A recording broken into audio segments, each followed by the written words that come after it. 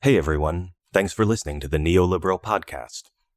The Neoliberal Podcast is part of the Center for New Liberalism. If you'd like to support us, you can do so in two ways. You can support us on Patreon at patreon.com/neoliberalproject. You can also become a member of the Center for New Liberalism. You can do that at cnliberalism.org/become-a-member. That's cnliberalism.org/become-a-member. Members get a bunch of benefits like access to exclusive podcast episodes, access to our community Slack, and the ability to join their local chapters. Become a member today, support the Center for New Liberalism, and support the podcast. And thanks for listening.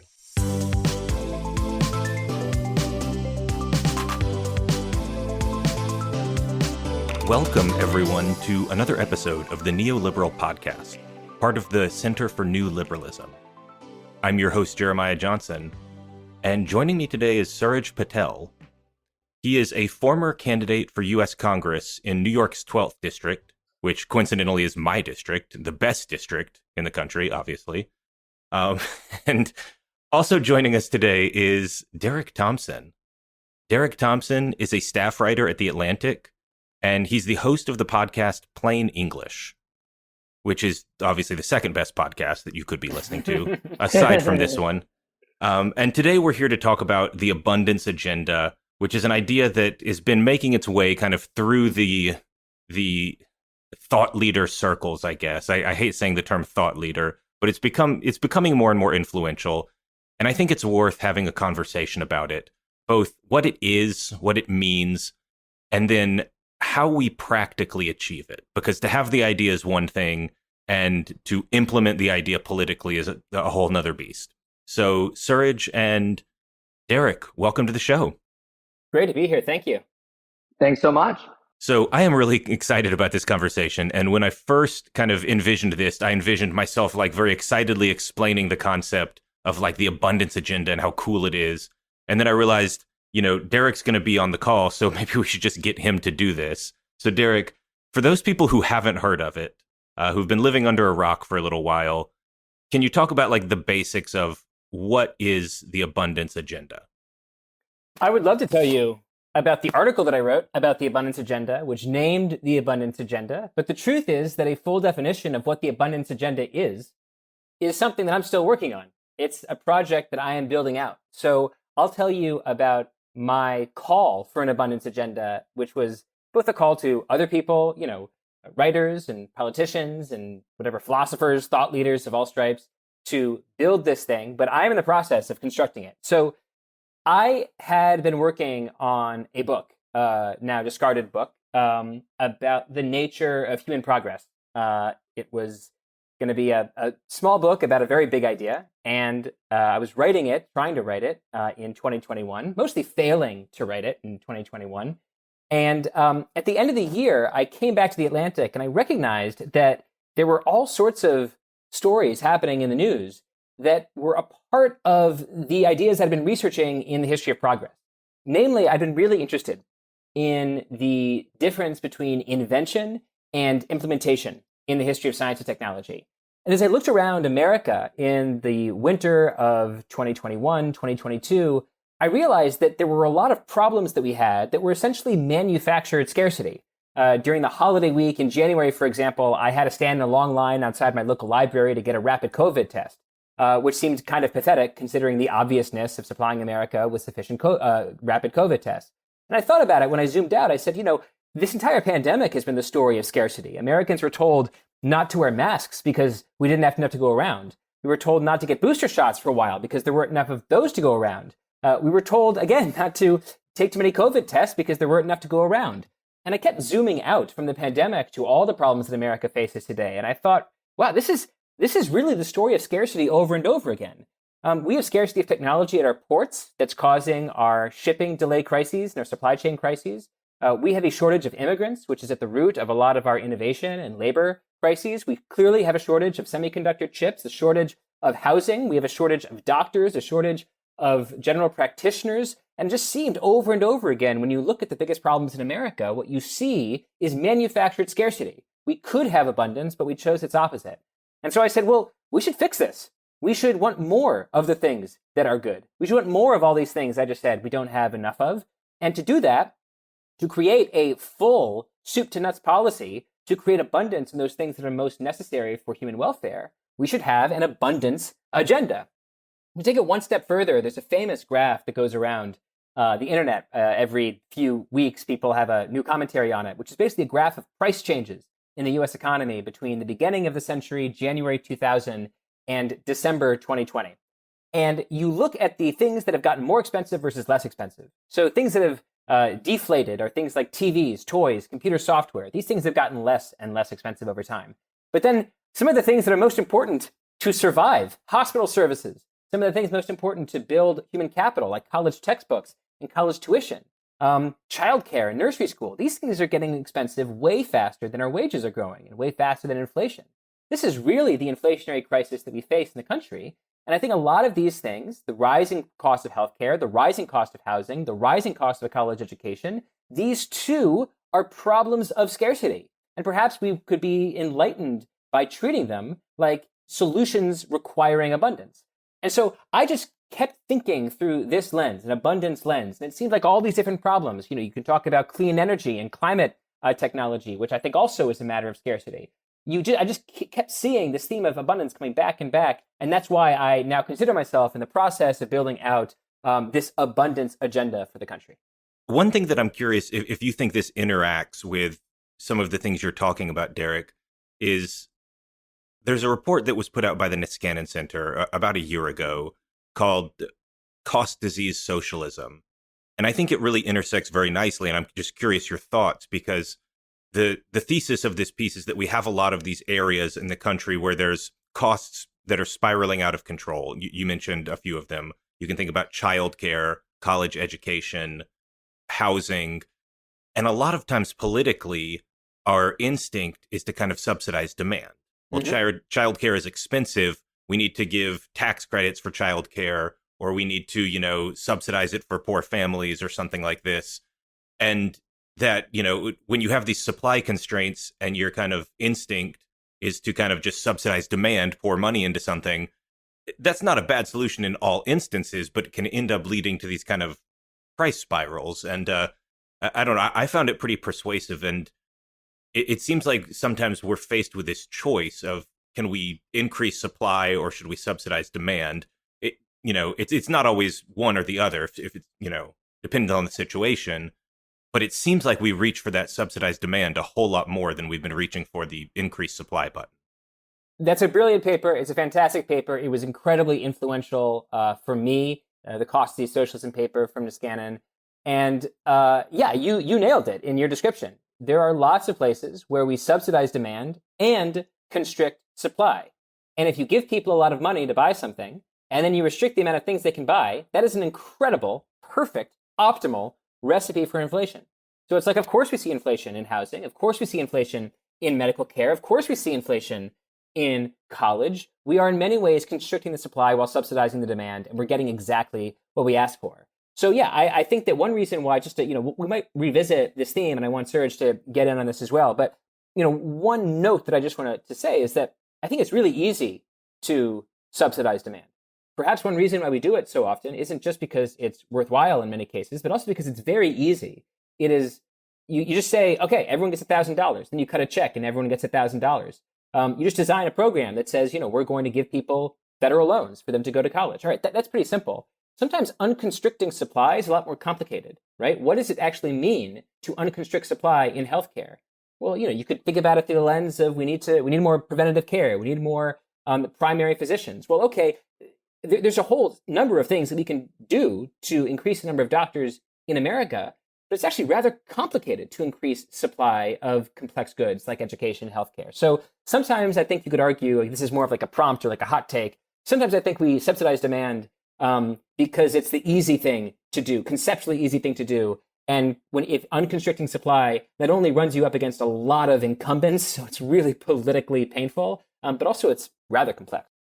I completely agree here. I think that one of the things that I came to abundance from the reverse side and then read Derek's article. But when I say from the reverse side, it is that I was running for Congress.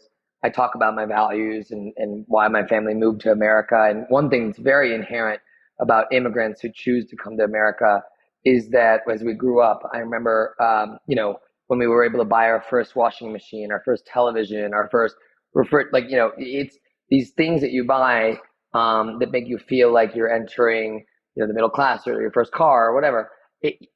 The concept of the American dream and the reason people want to come to this country so badly is this vision from abroad of abundance, of plenty, of opportunity. And we have to sell this to the American public by tying it to visceral pocketbook concerns. And I think that what happened to me was during the campaign, my sister-in-law went to 4 different grocery stores to buy baby formula. And I just sat down and wrote an op-ed about how President Biden should invoke the Defense Production Act to produce more baby formula. Because I got deep into the sort of supply situation, the tariff situation with baby formula from the Netherlands, for example, that we still have 20-25% tariffs on that, which is insane. But the three companies control 98% of the baby formula market in America, and the FDA, dropped the ball on inspecting one, and you saw what happened. And that's a really costly thing for Democrats. This cycle was at the middle of the, sort of the beginning of the feeling of things are spiraling out of control, inflation, scarcity. These guys don't have any idea what they're doing. And as I was doing it, I also thought about an op-ed I wrote 2 years ago when I first got COVID about how we need to give the green light on universal testing. This was in March of 2020, and talking about how it's an anathema that there's not enough PPE or testing, and that we shouldn't tell people to conserve tests. So funny enough, I was working at this from the visceral pocketbook concern upwards, and came to Derek's article that really systematized this. And I think it's fantastic. It's a fantastic frame to talk to the American public on, because what Derek said and what you guys are talking about is true. It is incredibly easy to subsidize, but you notice that the thing that blocks movement in Congress is cost. It's constantly cost, right? Republicans say this program costs so much, this program raised the national debt. And Democrats say this tax cut costs so much, this tax cut raised the national debt. So one thing that's really, to me, appealing about the abundance agenda, many of the things we're talking about would not cost the taxpayers, significant sums of money. Allowing the green light for more dense housing in a local level doesn't cost us anything. Doing regulatory reform for permitting, for power lines, for clean energy projects, things like that, don't cost. There's no disbursement of federal funds to unwind supply chain snarls in many cases, or nothing close to the scale of which a subsidy or a tax credit would cost.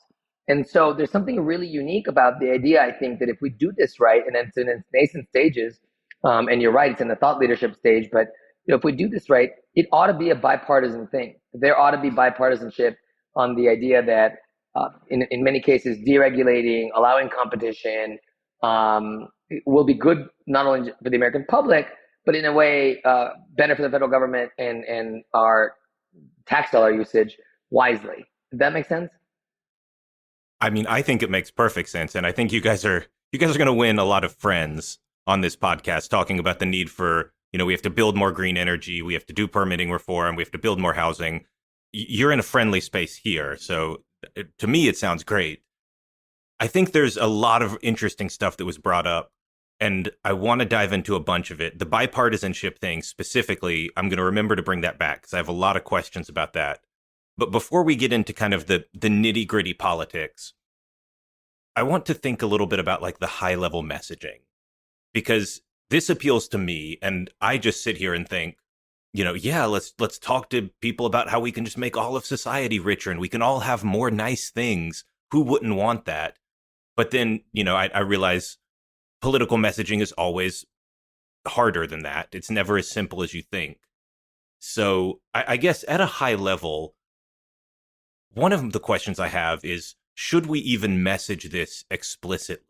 Or is this more of like a secret Congress thing? Is this the kind of thing where you do the work in the back rooms to do, permitting reform or reform the way that the Jones Act works, for instance, and allows us to do our shipping more efficiently? Do you think that these issues are generally more secret Congress stuff where you work in silence, you work in incognito mode, and you try to get things done behind the scenes? Or is this something that can actually be messaged to like the median American who's most worried about, whatever the issue of the moment is? I'll jump in first, although I'm fascinated to hear what Suraj thinks about this. I have no idea. I am open to being persuaded on this point because it is such an important question. How do you actually win on the abundance agenda rather than just write it? Because an agenda that is written and not implemented is worth dog shit. I have a couple ideas. One idea is, this is kind of a joke, but it's not a joke. One idea is what you could call the materialist mullet. You know how mullets are business in the front, party in the back? The materialist mullet would mean you engage strategically in being kind of a popularist in the front, but the actual abundance agenda is kept in the back burner and is conducted through something akin to secret Congress, with the understanding that almost anything that is front-burnered in American society today that touches on politics will immediately be run through the polarization spinner, and Republicans will hate you for saying it, hate the Democrats for saying it, right? Anything that becomes a value for Democrats is ipso facto a point of antagonism, a nemesis for Republicans. And so there is a danger to making abundance too central to your campaign because you want to accomplish it rather than just have it turned into a political football. That's one idea, the sort of the materialist mullet. Another idea is that you, and this is literally the opposite idea, to give you a sense of my ambivalence on the question of selling it.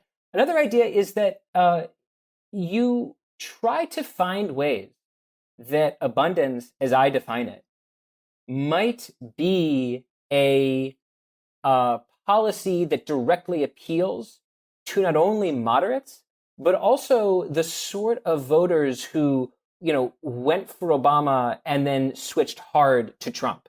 So I've been trying to think a lot about, what would be the conservative nationalist argument for my abundance agenda, given that, and I don't know, maybe some people, listening to this haven't guessed, I don't consider myself a conservative nationalist. Well, one thing you could maybe say is, you take the issue of energy and the issue of powering your car. You say, when you put gasoline in your car, you're participating in a global market that enriches plutocrats and autocrats in Russia and Saudi Arabia. But if instead you put a solar panel on your roof and you allow a wind turbine farm to be built somewhere near you, and you drive an electric car, then you are not being powered by the Saudis. You're being powered by your own neighborhood. You're being powered by your own neighbors. And so you're being powered by a purely sort of American enterprise. And so there you can motivate people to want to decarbonize the grid, not because you're appealing to their care for the environment, but because you're appealing to their kind of nationalist selfishness. And so those are sort of two different cuts of the question that go in completely opposite directions. But I'm very interested, frankly, in exploring both of those paths because I don't know which of them is the right one. So I want to jump off from there because I love everything you've said, and I have some concrete examples of what you said. So first, to take your first question, Jeremiah, I don't think a secret Congress strategy can work here because what we already talked about is that the reason we have scarcity agenda in Congress, why we have bottlenecks, why we have the Jones Act, is because these things are a public choice problem that the incumbents have. These are below the radar. Incumbents have so much vested interest in making sure that the scarcity or their current market advantage or their rent-seeking behavior is perpetuated, that look at who is the biggest opponent of powerline, express powerline approvals. It is now, Florida Gas and Electric, PG&E, et cetera, et cetera. It's these utilities that have a vested interest in maintaining the status quo. And it's just not a sexy enough issue that anyone's going to talk about outside of that. And so they get to lobby, they get to throw dollars at Congress people. And look at the Jones Act, right? It's the most bipartisan support from across the spectrum for something that is costing Americans billions of dollars and causing shortages, right? And so the secret Congress strategy got us to where we are. The secret Congress strategy is people who have very concentrated benefits and the costs are diffused to society. And I don't know that you can go with that. But I do believe that Derek is onto something, and I will give you two concrete examples. So in my race, I was in a Democratic closed primary, not ideal place to do this kind of messaging, and I'll come back to that later. But there's a point about 2 months ago where there's a Fox News article. I did an interview with America's Newsroom. It says Suraj Patel is the only candidate Democrat talking about inflation and crime.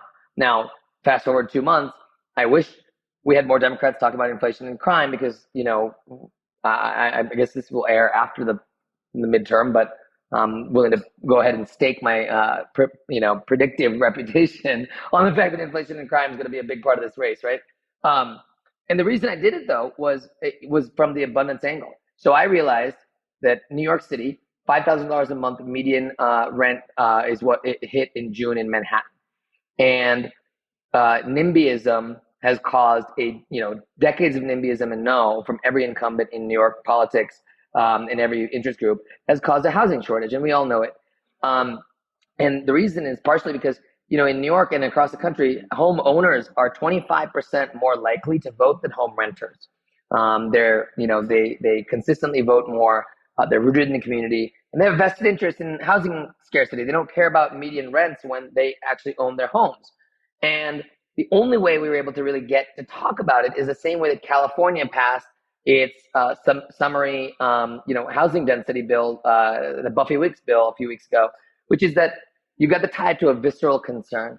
And in New York and in California, I tie this with crime, but because people talk about it all the time, is homelessness. We're at the highest level of homelessness since the Great Depression.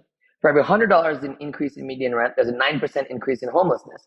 So when I got to town halls and I talked to senior citizens and people who own their homes, and you told them, you are so mad about your quality of life right now. You're mad that you have to walk out of the subway and people are yelling at you and there's so much homelessness, and you think New York's spiraling out of control. Well, anyone who's giving you a comprehensive homelessness plan that isn't talking about building more housing is lying to you. That most of this is because the cost is too high. And you can start to get people to take, as you said, Derek, an ethno-nationalist, conservative, whatever you want to call it, argument, crime and inflation, for example, and tie this to something back to scarcity. And I think that there's something really powerful about doing something that's visceral. And I did talk to Buffy Wicks, the woman who authored, the assemblywoman who authored the bill in California that, as of right, creates housing density along commercial corridors. And she said, if it were not for homelessness, which everyone drives by, which everyone sees an encampment on their exit across California off of I-5 or anything off of 101, she would have never been able to pass the bill. And in fact, she got 9 Republican co-sponsors at a committee. That's the only way she was able to pass the bill in the first place. So there's something really powerful about that. The other thing I think is you have to really take it bigger. Think about like Federalist 10. Madison talks about the power of faction at a small level is so strong that you can't overcome it because too many people have vested interests and can create majority factions.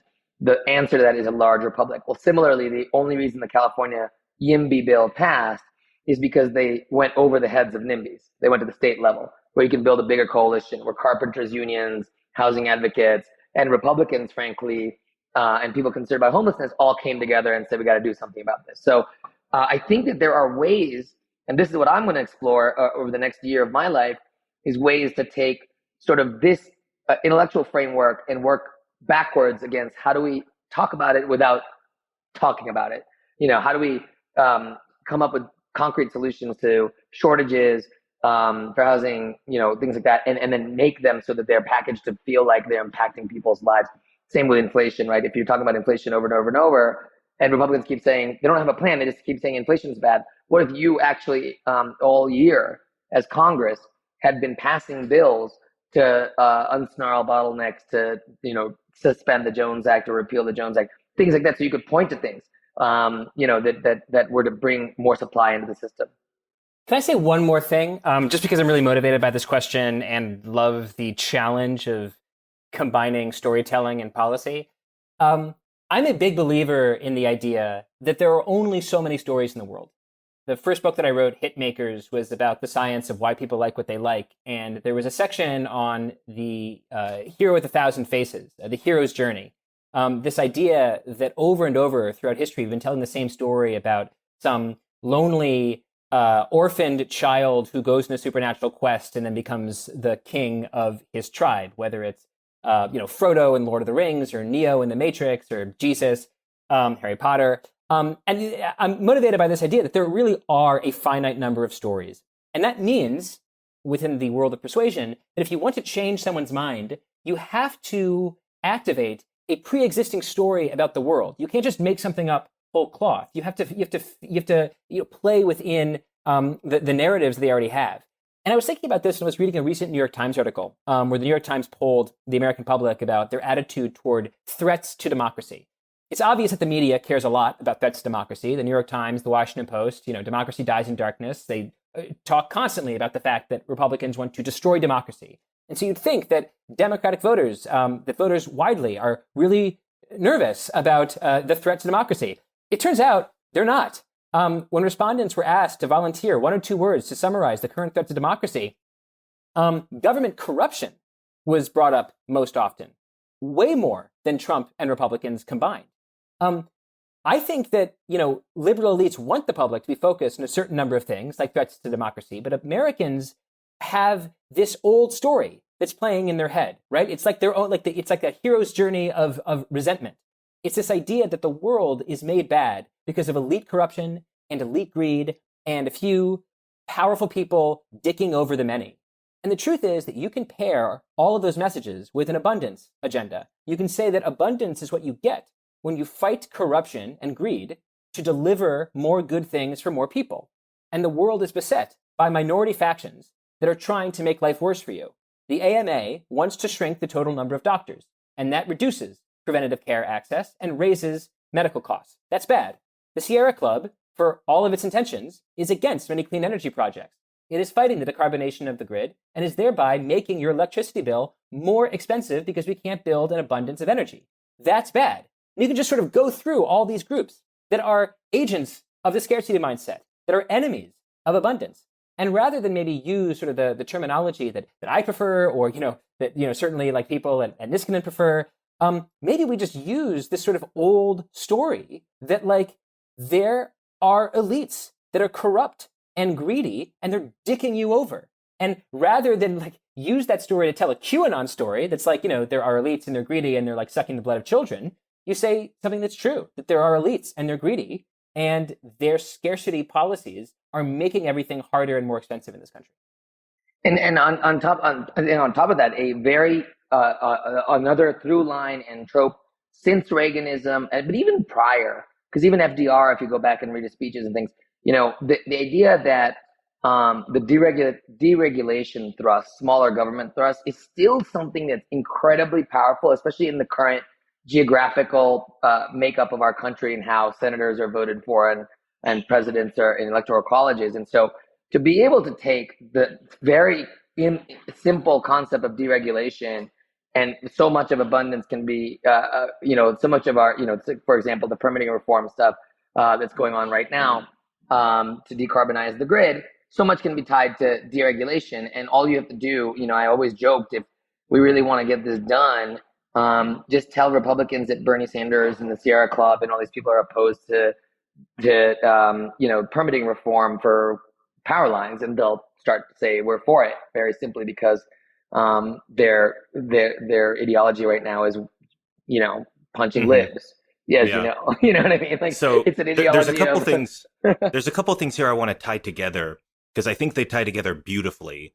And the first thing is this: we've kind of referenced there's an internal fight within the Democratic Party, and we haven't said that explicitly, but we have said it, through mentioning the Sierra Club and mentioning Bernie Sanders, that a lot of Democrats are in favor of the abundance agenda. There are plenty of YIMBYs. There are plenty of people in the Democratic Party who want to reform the permitting process and NEPA and many of these things. But there are also elements in the Democratic Party that are against this. And sometimes that's kind of the traditional progressive left. Sometimes it's more just a typical kind of localist NIMBYism. And one thing I talk about a lot is that I think one of the failure modes of the left, coming from someone who's more of a center left kind of thinker, I think one of the failure modes of the left and this goes back to Derek's point about the stories we tell ourselves, is that they kind of are unable to see any fault in society that is not caused by a giant corporation or a billionaire. That every problem we have must come back to one of those two things: a corporation, a billionaire, some kind of evil, malignant, rich force. And what we have in some instances, certainly that can be true. There are some billionaires and corporations that do really terrible things. But we also have places where just, a bunch of middle-class homeowners get together and restrict the supply of housing, or kind of the bureaucracy at large creates this beast of a NEPA process that takes 4 years to get approval for anything. And there's no real story that we can tell about that that's not, I guess you can kind of twist it a little bit to seem like homeowners are the evil ones, but that doesn't seem like winning politics to me in the end. So I'm curious how we take that idea of like the evil elites that are out to get you, and twist it around in a situation when really it is like the middle class can be at fault sometimes. It's what I was touching on earlier. One of the challenges you're going to have, and I know that you wanted to ask me about my experience on running on a pretty explicit pro-abundance agenda, is that in my primary, we had a 7.5% overall turnout. It was an August primary, 10 days before Labor Day. It never happened. It was a special election. And so drawing from that, 58% of the voters were over the age of 65. And, by and large, probably, I don't have this breakdown quite yet, but it's probably something like 80% homeowners over home renters in New York. So you have a culturally conservative, very progressive set of people. It's a Democratic primary in Manhattan, but a culturally conservative group of folks averse to much change. This is the challenge, is that for what we're talking about, so many of the benefits go to folks who have less, or who are younger, or who are less rooted. People who are trying to get into the housing market and own a home is a very different group of people than people who own a home already. And then you're trying to make the same argument about building more housing. Doesn't really fly. And I think that's the challenge we have to somehow make sure we consistently remember, which is just because it's good policy and you technocratically can explain to the world that it pushes us to the optimal supply demand curve point, or that these things are optimal, whatever. It just doesn't matter, because it's one thing to have great policy. It's another to politically think about who's voting, where they're voting, what kind of people are voting, and then how do you tailor messages to get them to vote for you. I think the point about being in a Democratic primary is interesting, because obviously there's two ways we can look at this. We're all Democrats here, basically. Suraj is obviously run for Congress as a Democrat. I run a Democratic think tank, basically. And Derek is probably not as explicit as us, but I doubt he would align himself with the modern GOP. So that leaves him one option in American politics. And we're all thinking about this from the Democratic Party lens, kind of by default. And so one thing you can do is you can try to take the current incumbents in Congress, the longtime Congress people, and convince them this is a good idea. They should work on this, despite having already been electoral powerhouses. They've gotten elected 8 times in a row. Please care about my issue. That's one traditional way to do it. The other way is what Suraj did, who said, I'm tired of Jerry Nadler and Carolyn Maloney being horrible NIMBYs and refusing to support any sort of zoning in New York. And I'm going to just primary them, and I'm going to make this a race about who has better ideas. Obviously, it's a very difficult route, but it can work sometimes. It's kind of the harder road. That's something where, I'm curious, Suraj, did you ever have a moment where you thought, well, actually, maybe the best route is to try to convince people who are already in Congress rather than running myself? Or were you always of the idea, like, in order to make things happen, I need to oust the incumbents? Yeah, look, I don't think convincing people who are already in Congress is a bad idea. I think it's both. And I think that you're not ever going to be able to convince people who have been in Congress for 30 years, who have consistently catered to a set of policies that benefit the people, the tiny, tiny segment of people who vote, for them, which necessarily is incumbency. So I think it's a both and thing. I think you have a lot more luck, and this is incredibly important insight I've recently thought through. Is I think you have a lot more luck pushing the abundance agenda to incumbents in Congress in D+5 to R+5 districts, where it's Republicans and Democrats in swingy districts that are always looking for accomplishments and bipartisanship. And you can give them something here that says, we're deregulating because we're building more power lines and we're bringing more clean energy to the grid. And this is something we delivered, or we've delivered more community colleges or more schools or more vocational training without costing the taxpayers too much money, or any number of things. Or we lowered your prices, right? I mean, frankly, or we lowered your prices. Well, let me jump in there, because this is raising a whole nother question about is bipartisanship possible? And there was this whole theory of bipartisanship during the Obama era that basically Republicans are always going to be as intransigent as possible. Nobody's ever going to be bipartisan. The whole thing is dead. Obama was kind of a fool early in his presidency for hoping for bipartisanship, and he learned by the end of his presidency, when you can never trust those Republicans. And that kind of continued through the Trump years. And I think a lot of people got stuck on that. And then, with Biden has actually, in his first 2 years, there's actually been a lot of big bills that had both some Democratic and Republican support. So are you more bullish on the future of kind of bipartisanship for things like this?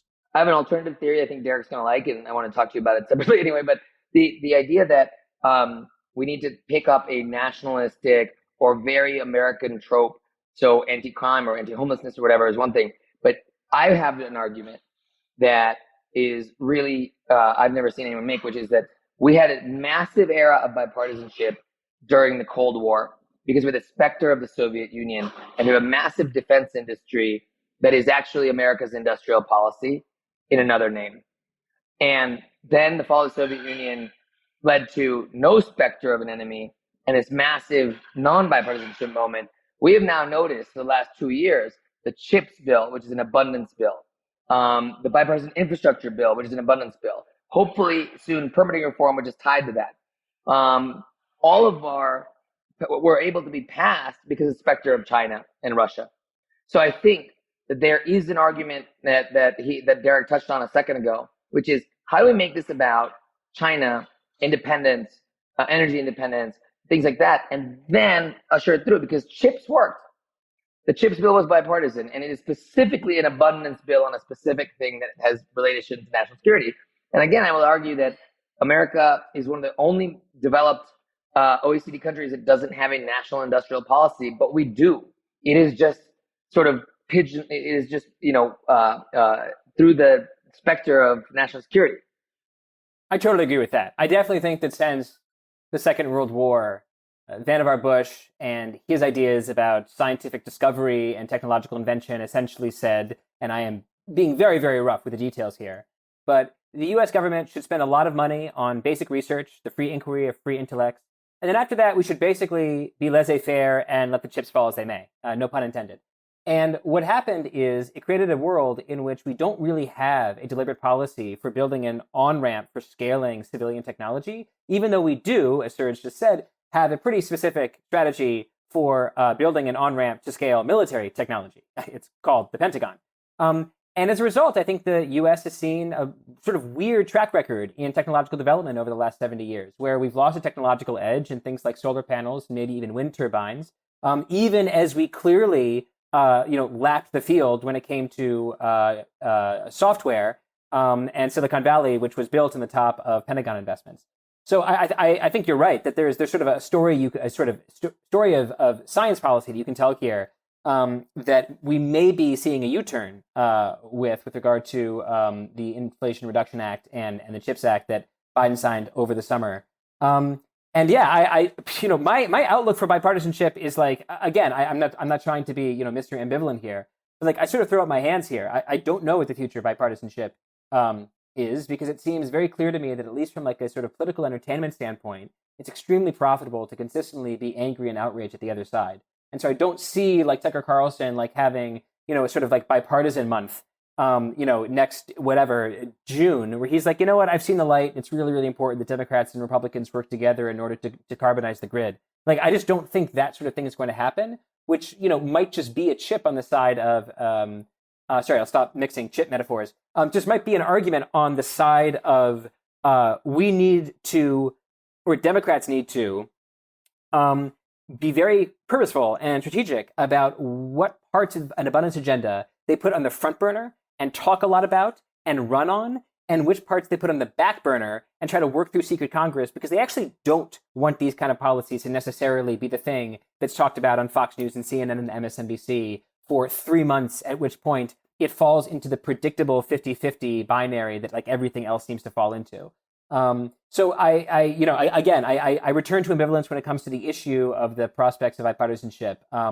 But I do think that we can choose to be happy about the outcome of just this extraordinary sprint of 4 weeks of productivity with the Democratic House, Senate, and executive leadership.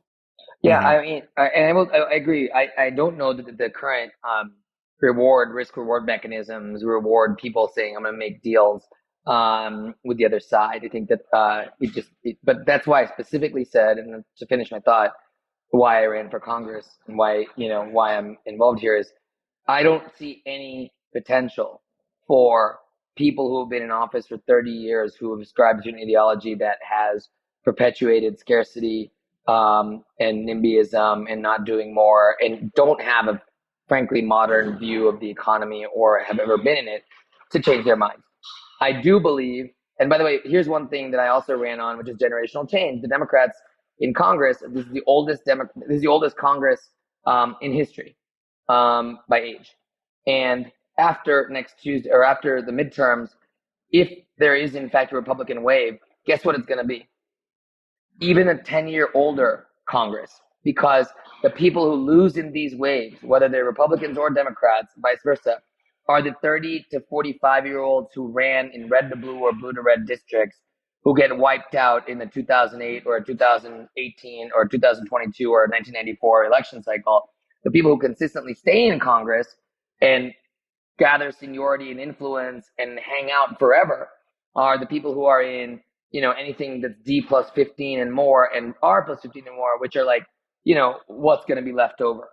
And that's why I think you can't just keep hoping that that these kinds of innovative and thoughtful and new sort of outside. We've lost 2 generations of policymaking with a Congress and a leadership that was educated at the time that Milton Friedman was the world's best economist. Think about it that way, right? I mean, I'm not sure as on the Neoliberal Podcast I can take too much slander of Milton Friedman, but yeah, that's right. He had his ups and downs, but yeah, and so you know what I mean. Though I just think that it's a both and. So one thing that strikes me is that we're being kind of very high level and talking about the abundance agenda, when in reality we're talking about 20 different things that need to happen. We need the Jones Act repealed. We need YIMBYism. We need NEPA reform. We need AMA reform and occupational licensing reform, and more money potentially for really key things like the CHIPS Act provided money for semiconductors, and it's a bunch of very, very separate things. And so I'd love in the time we have left to disentangle a few of them. To me, it seems like, and we've said this before, we're a little bit better as a country at spending money than we are at deregulating. And I think the abundance agenda for me has always been a little bit of both, right? It's always been, you want to spend money to produce capacity, to increase our capacity for building stuff. And whether that's infrastructure, whether that's semiconductors, or whatever the case may be, spending money is part of it. But deregulation also has to be part of it, because regulations are in the way of the reason we can't build stuff sometimes. And it seems like we're better nationally at the spending than the deregulating. But what I'd love to ask you guys is, are there particular areas that you are the most optimistic about here, that you actually think we might get big abundance wins in the next 5 years? Or are there areas that you are particularly pessimistic about, if that's something that's clearer to you? It's a really good question. It's tough because I'm not really a political reporter, so the plausibility of these ideas thinking through the sort of district math that Suraj was doing, thinking, okay, who's coming into office in a Republican wave in the House? What's going to be the makeup of the Senate in a 50-50 or 52-48 Senate? And how do those politicians, and sometimes most importantly, the ideologies of their aides intersect with the elements of the abundance agenda? I kind of like I don't know. It's more important for me to think about the policies, to think about what is true, and then like build a kind of like set of things that I believe to be true. And then after I build that set of things that I believe to be true, then maybe I can think about like, okay, what exactly is the rank order plausibility of all these ideas? Sorry, that is a total cop-out answer. So maybe if not the thing that you think is likely to happen, what are you most optimistic about kind of building a message about? Because I know that is something you're thinking about. How do we message this politically? What are you most optimistic about? Like, I really think we can build a strong message that will actually resonate with voters on this particular abundance issue. I think the two things that I'm most optimistic about are the progress that's been made on some local housing fronts, particularly in California, and the overall picture of decarbonization. I think what's happened in California is frankly astonishing. You look at the 20, 30, 50-year record of California housing construction, it's decrepit. And in that context, what's happened over the last 3 months, including the raft of bills and laws that was passed several weeks ago, are really a kind of small miracle, a miracle of YIMBY lobbying of elites and politicians, and just an extraordinary act of persuasion, and really just an old-fashioned act of politics. So there, I'm optimistic, I suppose you could say, that blue states can be shamed, that blue state elected officials can be, over time, shamed into tearing down the barriers to construction that are necessary in order to have abundance of, say, housing in blue cities and blue states.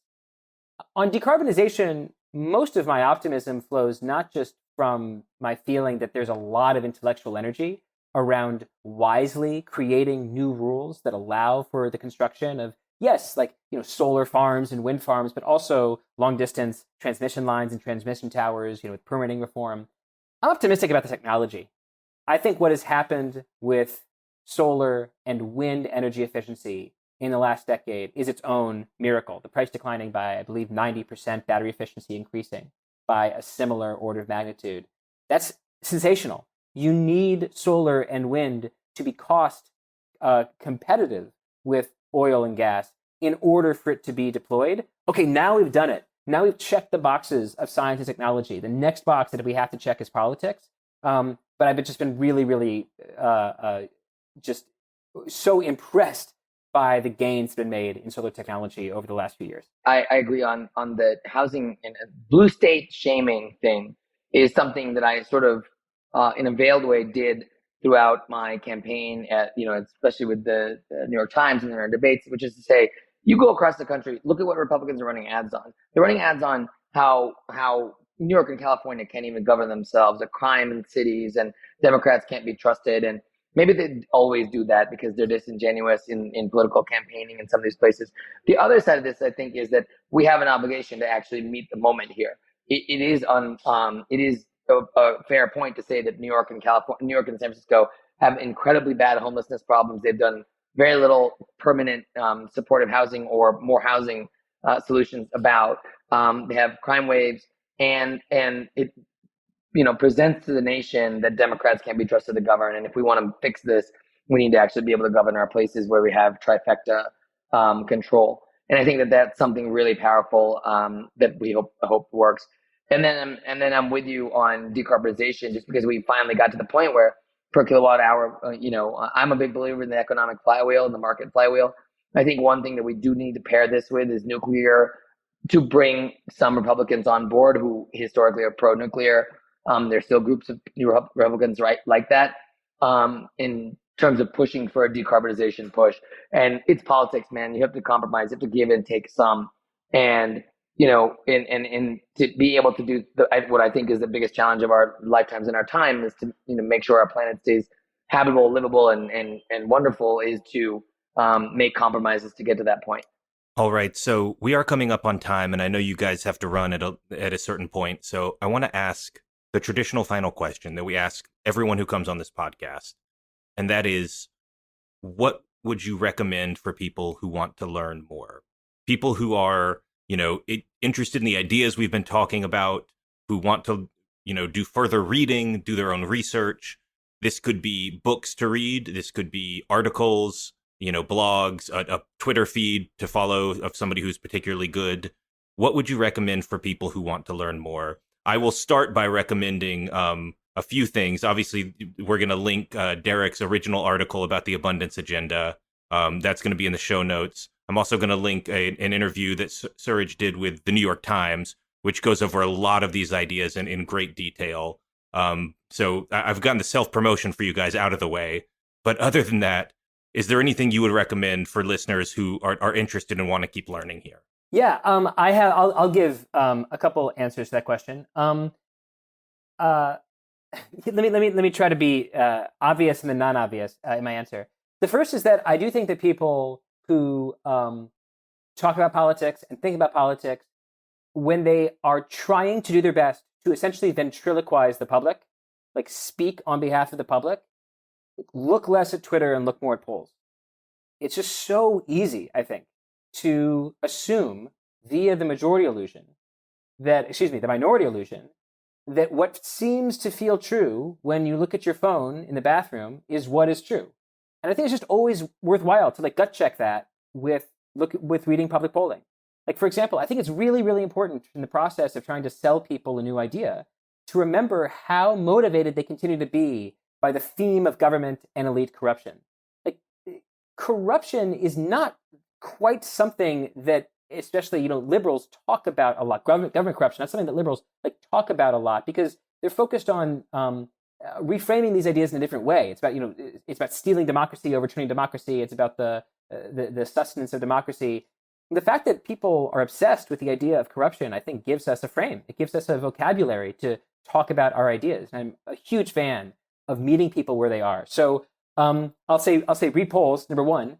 And then in a totally different light, I would say it's really, really good, I think, to read literature. I have lots of friends who, and I don't have any particular book to recommend, but I find that people who read novels and enjoy reading novels are maybe this is totally a bullshit theory, but are better at practicing this act of ventriloquism, better at practicing this act of thinking through the lens of people they are not.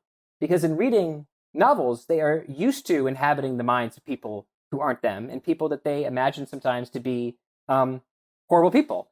And thinking about the world through the lens of people that you are not, I think that there's something about novels that do that in a way that movies can't quite, and television can't quite do. So I would say, number one, take this beautiful autumn season to rekindle your love of novels. And number two, while you are giving that novel a break, remember that just polls are a better reflection of what the average person thinks than the spiciest viral tweet that comes across your desk. I don't have much more to say than that because I totally agree. I've 8 weeks divorced from an election that was incredibly important and for me. And I have read a lot of fiction, a lot of nonfiction. I have avoided Twitter like the plague because I think you get stuck in this cycle and echo chamber cycle. Everyone knows this, so I don't need to belabor that point. But on the other side of this, I think that there are, for people who really want to understand politics, there's a tendency to read the things in your corner. So you'll read something by a liberal author, or you might read Rui Teixeira and the Emerging Democratic Majority or something like that. But I'm a political scientist, and this is what I studied as well. And I think there's a lot of really great political science literature that can get you to understand voting behavior in a much more, academic way. I can't, off the top of my head at this moment, think of a specific book I'm talking about, but I read dozens of them over the time in college and teaching. But I think go to the political science section of your Barnes and Noble. Do not go to the politics section of your Barnes and Noble. Don't read the latest bestseller from Glenn Beck or from Rachel Maddow. Go read, a legitimate political science book from the political science section. This almost sounds like a Marxist saying, go read theory, but like in an unironic way, like go read political science theory, basically. Yeah, I mean, there's so much voting behavior theory and fact-based, evidence-based analysis about voting behavior, because you tend to find out that while the 0.1% of us who are involved in politics on a day-to-day basis believe and live and breathe it, there's a New York Times article today about why are the people who are most apathetic in our politics the ones who get to determine our outcomes? And it talked about these swing voters that are low information and they show up every 2, maybe 4 years. And they are sort of like, oh, I don't really like the Democrats because they're in power right now. And I'm going to whatever. And it sort of makes fun of them and says they're low information and they shouldn't have so much power. But it's like, guys, this is the system we're in. And I don't believe we're going to be able to amend the Constitution anytime in my lifetime or Derek's lifetime or your lifetime, because the current polarizing climate says no, which means this is the system we're in. So analyze it, think about it. If those are the swing voters, come up with what it takes to get those swing voters to vote for you, and do not, lament it. Do not talk about expanding, the Senate or doing this or that, because it's not going to happen in our current situation. So then figure out what it's going to take to win one more seat. And by the way, this isn't dead. We won 60. To close out, I will say this. I'm a huge believer in the politics of persuasion. And it's not dead, because when people talk about, say, Obama, believed in bipartisanship and it didn't work and he didn't get enough done or whatever, it's like they also blame the fact that, he had 60 senators and he didn't do enough. But you also have to give him credit for the fact that he got 60 senators elected by being a person who's preaching bipartisanship. Think about it that way. Well, I think those are all good suggestions, and I think that we are going to be discussing abundance politics for quite a long time. I do not think this is the last podcast I'm ever going to do about it, and hopefully it remains a feature of our politics. So I want to say to Suraj and Derek, thank you so much for coming on the show today. Thank you. Thank you.